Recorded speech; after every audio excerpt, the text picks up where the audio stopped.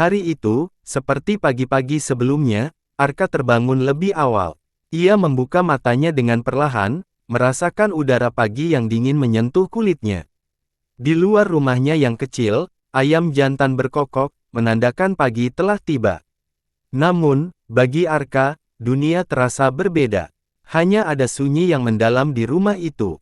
Di sebelahnya, tempat tidur orang tuanya kosong. Tempat tidur yang dulu selalu penuh dengan kasih sayang, kini hanya menjadi kenangan yang menyakitkan. Arka meraih selembar kain usang yang menutupi tubuhnya. Dengan langkah kecil, ia berjalan keluar kamar menuju dapur. Tidak ada suara memasak dari ibu, tidak ada tawa ayah yang mengingatkannya untuk bersiap-siap sekolah. Semua itu sudah hilang. Sejak beberapa bulan lalu, setelah kedua orang tuanya meninggal karena penyakit yang tidak bisa diobati, hidup Arka berubah total. Dunia yang sebelumnya penuh dengan tawa, kasih sayang, dan harapan, kini berubah menjadi tempat yang sunyi dan penuh kesepian. Arka duduk di meja dapur yang sudah tua dan usang. Ia mencoba membuat sarapan dengan sisa-sisa makanan yang ada.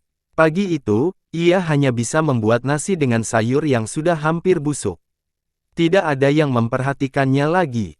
Tidak ada yang mengingatkan untuk makan dengan baik atau tidur tepat waktu. Arka harus mengurus dirinya sendiri. Ia sering mengingat nasihat ibu dan ayah. "Kamu harus jadi anak yang kuat, nak," kata ayahnya dengan penuh semangat meski tubuhnya mulai lemah. "Meskipun hidup ini susah, kamu harus tetap berjuang. Jangan biarkan dunia menghancurkanmu." Namun, apa yang bisa dilakukan seorang anak kecil yang kehilangan segalanya? Ayah dan ibu tidak bisa memberinya pelajaran lagi. Tidak ada lagi yang menuntunnya. Beberapa minggu berlalu, dan setiap hari Arka merasa semakin kesepian.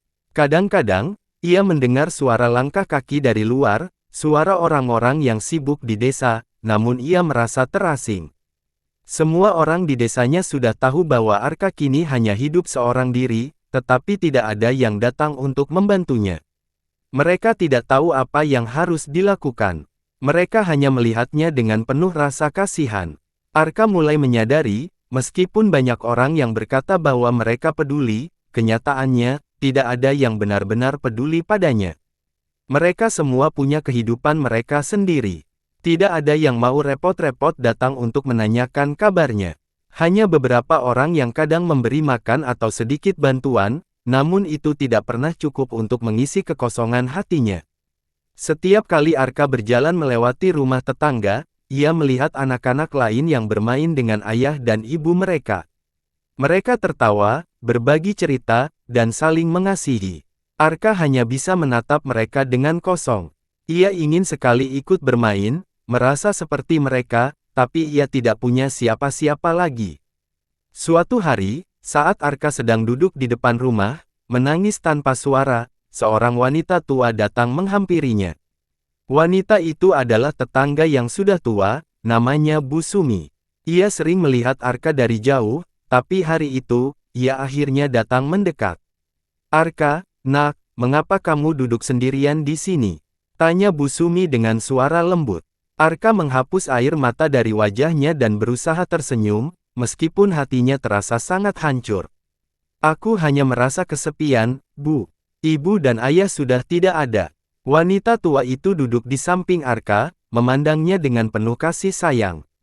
"Saya tahu kamu sangat sedih, nak. Tapi kamu harus tetap kuat. Hidupmu masih panjang, dan kamu harus belajar bertahan." Arka menundukkan kepalanya. "Tapi bagaimana, Bu? Aku tidak tahu harus bagaimana tanpa mereka." Bu Sumi memandang langit yang mulai mendung. "Kadang hidup memang begitu, nak. Kita tidak tahu apa yang akan terjadi. Tapi kita harus berusaha menjalani hidup dengan apa yang kita punya. Kamu punya kekuatan dalam dirimu, meskipun kamu masih kecil." Arka hanya terdiam mendengarkan. Kata-kata Bu Sumi terasa hangat, namun ia tetap merasa kosong. Ia merindukan ibu yang selalu ada untuknya, yang mengelus kepalanya saat ia merasa takut. Ia merindukan ayah yang selalu memberi nasihat bijak, yang selalu ada untuk membimbingnya. Hari-hari berlalu, dan Arka semakin terbiasa dengan kesendiriannya. Pagi hari ia bangun dan memulai hari dengan melaksanakan pekerjaan-pekerjaan kecil seperti menyapu rumah dan merawat kebun yang sudah mulai kering. Ia sering merasa lapar, tetapi tidak tahu harus pergi kemana untuk meminta makanan. Terkadang ia pergi ke pasar dan berharap bisa mendapatkan sedikit makanan dari orang-orang yang peduli. Namun seringkali, ia harus kembali dengan tangan kosong. Suatu malam, ketika perutnya terasa sangat lapar dan dingin, Arka duduk di luar rumah, menatap bintang-bintang yang bersinar di langit. Ia merindukan orang tuanya lebih dari apapun. Ia merindukan suara ibu yang bernyanyi pelan, merindukan senyum ayah yang selalu menenangkan hatinya. Semua itu kini hanya menjadi kenangan yang tidak bisa ia raih kembali. Ayah, ibu, kenapa kalian harus pergi? Arka berkata dengan suara pelan, seolah berharap orang tuanya bisa mendengarnya. Aku tidak tahu harus bagaimana tanpa kalian. Air mata kembali mengalir tanpa henti. Ia merasa sangat kecil dan tak berdaya. Di usia yang masih begitu muda, ia harus menghadapi dunia yang begitu keras dan penuh kesepian. Tidak ada lagi yang mengingatkannya untuk tidur, untuk makan dengan baik, atau untuk tetap optimis menjalani hidup. Tapi, Arka tahu, meskipun ia merasa sendirian, ia harus bertahan. Orang tuanya selalu mengajarkan untuk tidak menyerah. Meskipun dunia ini terasa begitu besar dan penuh kesulitan, Arka tahu bahwa ia harus tetap berjalan, meskipun tanpa mereka di sisinya. Suatu pagi, ketika Arka sedang membersihkan halaman, ia menemukan sebuah kotak kecil yang terpendam di bawah tanah. Kotak itu sudah lama terkubur, mungkin sejak zaman orang tuanya masih hidup. Dengan hati-hati, Arka membuka kotak itu, dan di dalamnya ia menemukan sebuah surat yang ditulis oleh ibu dan ayahnya. Surat itu ditulis dengan tulisan tangan yang penuh kasih. Ibu dan ayahnya menulis bahwa mereka selalu mencintai Arka, bahwa mereka percaya Arka adalah anak yang kuat, dan bahwa meskipun mereka tidak bisa bersama Arka selamanya, mereka berharap Arka akan selalu mengingat mereka dengan cinta. Surat itu mengingatkan Arka tentang cinta yang tak pernah mati, meskipun orang tuanya telah tiada. Air mata Arka kembali mengalir, namun kali ini bukan karena kesedihan, tapi karena rasa cinta yang begitu dalam. Ia merasa seolah orang tuanya masih ada bersamanya. Meskipun mereka tidak lagi ada di dunia ini, Arka tahu bahwa cinta mereka akan selalu menyertainya. Ia tidak akan membiarkan dunia menghancurkannya. Ia akan terus berjalan, seperti yang selalu diajarkan oleh ayah dan ibu. Arka kini mengerti, meskipun hidup ini penuh dengan kehilangan dan kesedihan, cinta orang tua akan selalu ada dalam dirinya.